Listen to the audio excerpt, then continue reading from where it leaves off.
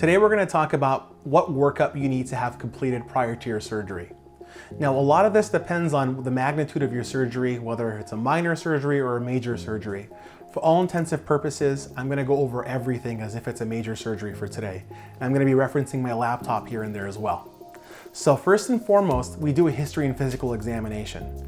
I want to know your detailed past medical history, what surgeries you've had, if you have taken any medications, what allergies you have, if you have any family issues, anyone that's had issues with anesthesia in the past.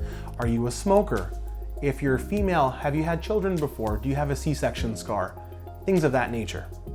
Once we're done with that, we proceed on to our physical examination and all the pertinent areas that we're going to be addressing. Once that's complete, we then want to go over the laboratory.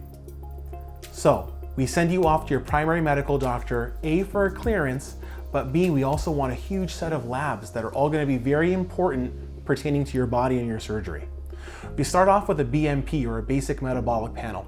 The thing with that is that it allows me to see two key things. One are the electrolytes, and the second is your kidney function. In addition to that, I want to see your CBC, or your complete blood count. That tells me, A, do you have an underlying infection going on at the time? And does it show me what your hemoglobin is and what your platelets are? Your hemoglobin is a great marker of how much your blood supply is in your body. If your hemoglobin is within a certain limit, I may have to stage your surgery into 2 different phases.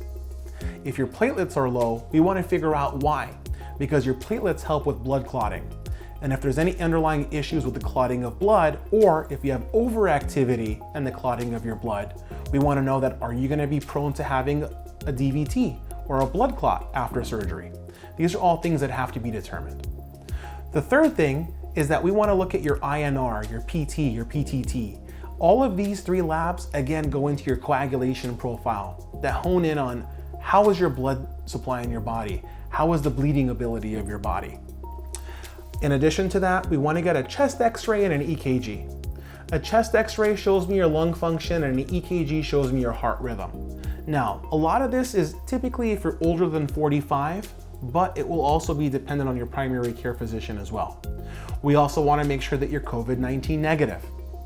In addition, we want to make sure that your urine is going to be clean and you're not having any urinary tract infections. You are going to have to get a urine analysis as well. Finally, a hemoglobin A1C. What a hemoglobin A1C does is that it's a marker of the past 3 months' blood sugars. If you're diabetic, this is of utmost importance. Why? Because if your hemoglobin A1C is above 7.0, you are not a candidate for surgery.